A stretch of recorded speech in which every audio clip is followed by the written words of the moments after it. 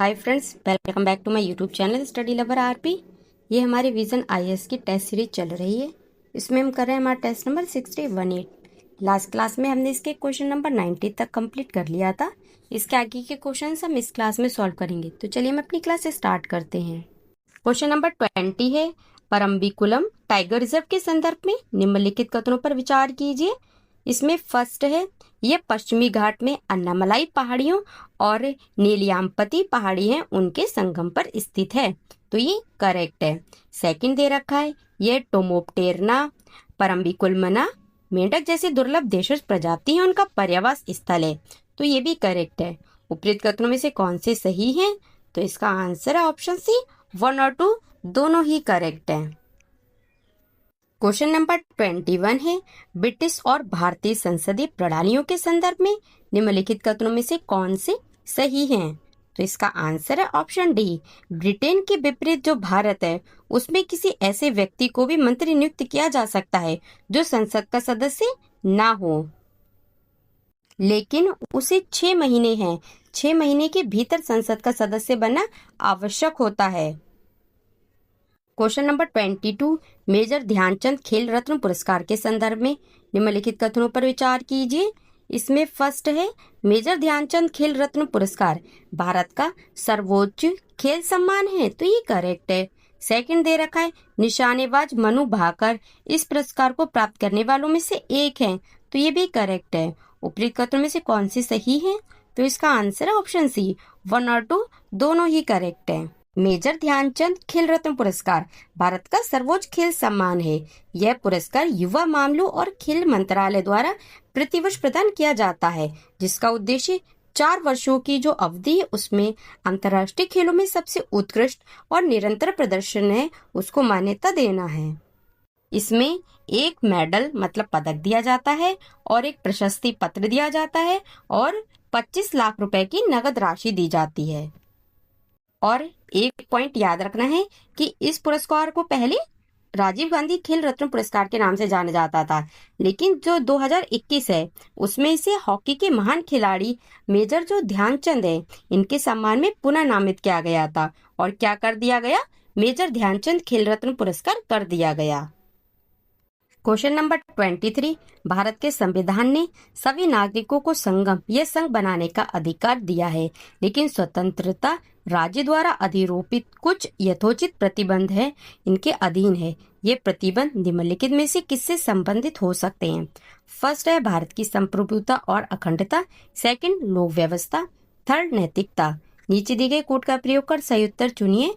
तो इसका answer option D, 1, 2, 3 ये तीनों ही करेक्ट हैं। इसमें ये जो प्रतिबंध है ये इन तीनों से ही संबंधित हो सकते हैं।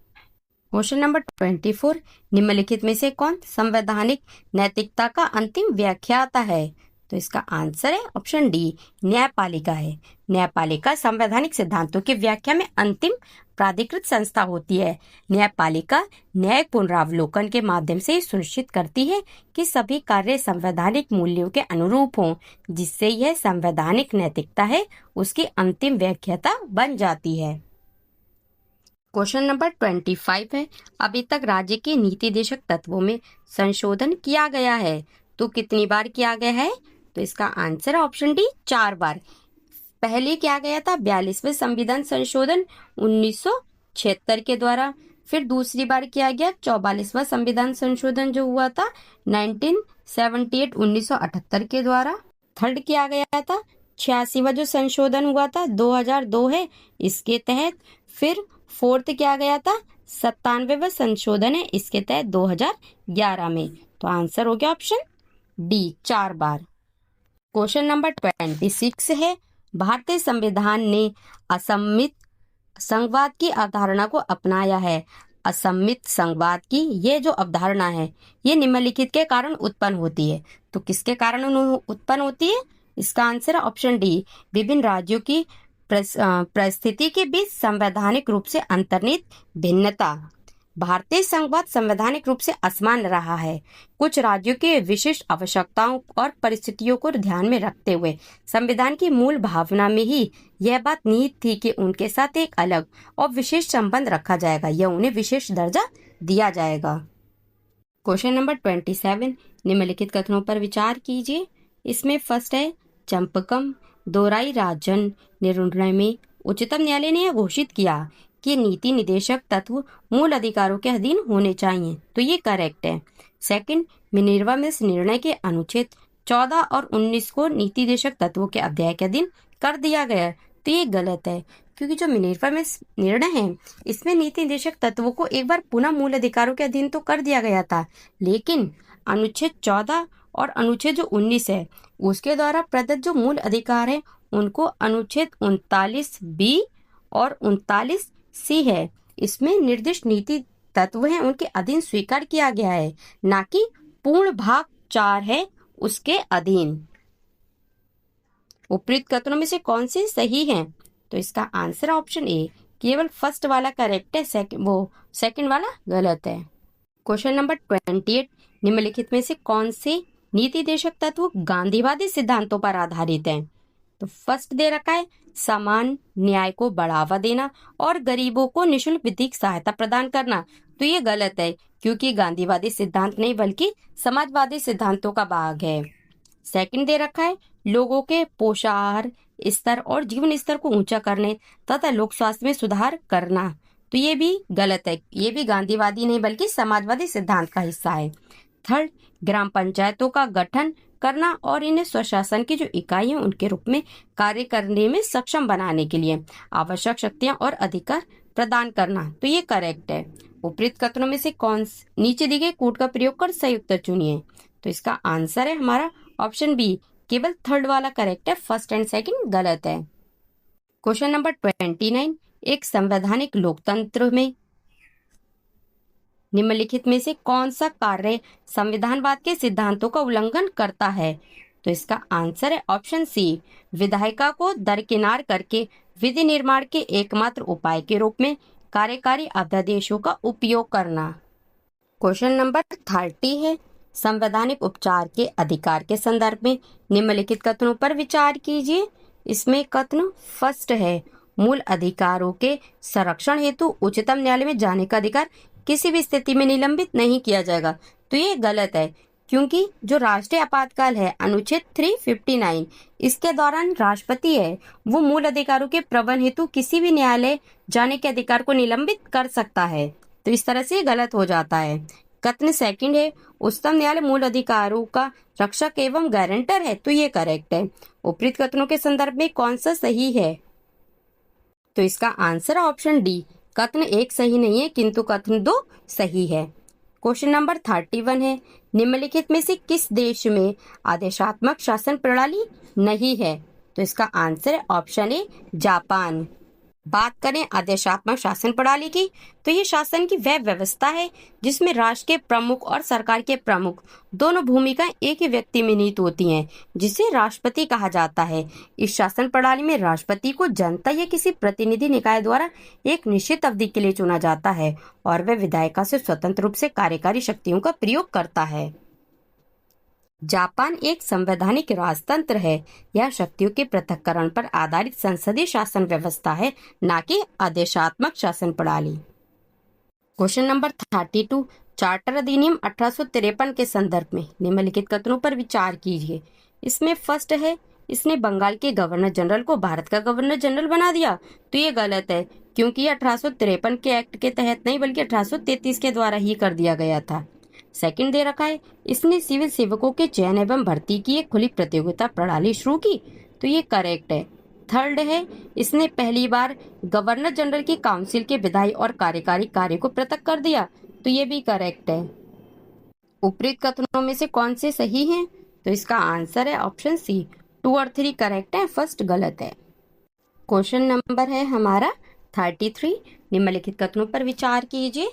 इसमें कथन फर्स्ट है, भारतीय संविधान के निर्माताओं ने राज्य की नीति निर्देशक तत्वों की कानूनी रूप से अप्रवर्तनीय बनाया था, तो ये करेक्ट है। कथन सेकंड है, भारत के पास पर्याप्त वित्तीय संसाधन नहीं थे, तो ये भी करेक्ट है। कथन थर्ड दे रखा है, देश में व्यापक विविधता और पिछड़ापन विद्यमान था, तो ये भी करेक्ट है, और ये दोनों ही इसकी व्याख्या भी करते हैं। उपरोक्त कथनों के संदर्भ में निम्नलिखित में से कौन सा सही है? तो इसका आंसर ऑप्शन ए, कथन 2 और कथन 3 दोनों ही सही हैं और ये दोनों कथन एक की व्याख्या भी करते हैं। क्वेश्चन नंबर 34, भारतीय संविधान के अनुच्छेद 1 के अंतर्गत भारत संघ पद के अंतर्गत निम्नलिखित में से क्या शामिल हैं? फर्स्ट दे रखा है राज्य, सेकंड केंद्र शासित प्रदेश, थर्ड वे क्षेत्र जिन्हें भारत भविष्य में अधिग्रहण कर सकता है। नीचे दिए गए कोड का प्रयोग कर सही उत्तर चुनिए। तो इसका आंसर ऑप्शन ए, केवल एक जो राज्य है, ये भारतीय संविधान के अनुच्छेद 1 के अंतर्गत संघ पद के निम्नलिखित में से ये जो राज्य है ये शामिल है। जो भारत है उसमें भारत संघ में केवल जो राज्य शामिल है, जबकि जो भारत के राज्य क्षेत्र हैं उसमें ना केवल राज्य बल्कि केंद्र शासित प्रदेश यूटीएस और वे सभी क्षेत्र जो भविष्य में भारत सरकार द्वारा अधिग्रहण किए जा सकते हैं वो सब भी शामिल हैं। तो इसका आंसर हो गया ऑप्शन ए, केवल राज्य शामिल है। भारत संघ में केवल राज्य शामिल है। क्वेश्चन नंबर 35, उच्चतम न्यायालय के संदर्भ में निम्नलिखित कथनों पर विचार कीजिए। इसमें फर्स्ट है, संसद भारत के मुख्य न्यायाधीश के अनुमोदन से दिल्ली के अतिरिक्त किसी अन्य स्थान या स्थानों को उच्चतम न्यायालय की पीठ के रूप में नियुक्त कर सकती है। तो ये गलत है। जो संविधान है वो दिल्ली को उच्चतम न्यायालय का स्थान घोषित करता है। हालांकि ये भारत के मुख्य न्यायाधीश को यह अधिकार भी देता है कि वे अन्य स्थान या स्थानों को उच्चतम न्यायालय का स्थान नियुक्त कर सकें। वह इस संबंध में केवल जो राष्ट्रपति हैं उनकी स्वीकृति से निर्णय ले सकते हैं। ये जो प्रावधान है ये केवल वैकल्पिक है, ना कि अनिवार्य है। इसका अर्थ यह है कि कोई भी न्यायालय ना तो राष्ट्रपति को और न ही मुख्य न्यायाधीश को किसी अन्य स्थान को उच्चतम न्यायालय का स्थान नियुक्त करने का निर्देश दे सकता है।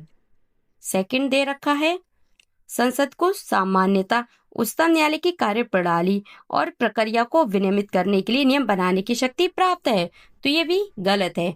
उच्चतम न्यायालय सामान्यतः राष्ट्रपति की स्वीकृति से अपनी कार्यप्रणाली और प्रक्रिया को विनियमित करने के लिए नियम बना सकती है। संविधान संबंधी मामले या राष्ट्रपति द्वारा अनुच्छेद 143 के अंतर्गत भेजे गए परामर्श कम से कम 5 न्यायाधीश हैं उनकी पीठ द्वारा सुने और निपटाए जाते हैं। अन्य सभी मामलों की सुनवाई एकल न्यायाधीश या खंडपीठों द्वारा की जाती है। जो निर्णय हैं वो खुले न्यायालय में सुनाए जाते हैं। सभी निर्णय बहुमत से दिए जाते हैं, लेकिन यदि मतभेद हो तो न्यायाधीश भिन्न मत या असहमति का निर्णय भी दे सकते हैं। उपरोक्त कथनों में से कौन से सही नहीं है? तो इसका आंसर है ऑप्शन सी, 1 और 2 दोनों ही सही नहीं है। क्वेश्चन नंबर 36, निम्नलिखित में से कौन सी राजनीतिक व्यवस्था एक ऐसे शासक की व्यवस्था करती है जो पूर्ण शक्ति रखता है लेकिन उसका प्रयोग इस प्रकार करता है जिससे लोगों का लाभ हो और उनके कल्याण है उसको बढ़ावा मिले? तो इसका आंसर हमारा ऑप्शन सी, परोपकारी निरंकुशता। क्वेश्चन नंबर 37 है, निम्नलिखित कथनों पर विचार कीजिए। इसमें कथन फर्स्ट है, भारतीय संघ विनाशशील राज्यों का अविनाशी संघ है, जबकि जो संयुक्त राज्य अमेरिका है ये अविनाशी राज्यों का अविनाशी संघ है। तो ये करेक्ट है। कथन 2 है, भारत का संविधान संसद को राज्यों की सहमति के बिना उनके क्षेत्र में परिवर्तन करने का अधिकार देता है, जबकि संयुक्त राज्य अमेरिका में मौजूदा राज्यों के क्षेत्र में परिवर्तन के लिए संबंधित राज्यों की सहमति आवश्यक है। तो ये भी करेक्ट है। उपरोक्त कथनों के संदर्भ में निम्नलिखित में से कौन सा सही है? तो इसका आंसर है हमारा ऑप्शन ए, कथन 1 और कथन 2 हैं दोनों सही हैं और कथन जो 2 है वो कथन 1 की सही व्याख्या करता है। क्वेश्चन नंबर 38 है, संविधान के अनुच्छेद 23 के तहत शोषण के विरुद्ध अधिकार के संदर्भ में निम्नलिखित कथनों पर विचार कीजिए। इसमें फर्स्ट है, यह आर्थिक परिस्थितियों की मजबूरी से उत्पन्न बलात् श्रम पर प्रतिबंध लगाता है। तो ये करेक्ट है। सेकंड दे रखा है, संसद है उसको अनुच्छेद 23 के प्रावधानों को लागू करने के लिए अभी भी कानून बनाना बाकी है। तो ये गलत है क्योंकि कानून बनाया जा चुका है। थर्ड दे रखा है, यह राज्य को अवैतनिक अनिवार्य सेवाएं लागू करने की भी अनुमति देता है। तो ये भी करेक्ट है। उपरोक्त कथनों में से कितने सही हैं? तो इसका आंसर ऑप्शन बी, केवल 2 सही है, फर्स्ट एंड थर्ड। जो सेकंड वाला है वो गलत है। तो फ्रेंड्स, ये वाली क्लास हम यहीं पे एंड करते हैं। आगे के क्वेश्चन हम नेक्स्ट क्लास में सॉल्व करेंगे। तब तक के लिए थैंक यू। जय हिंद।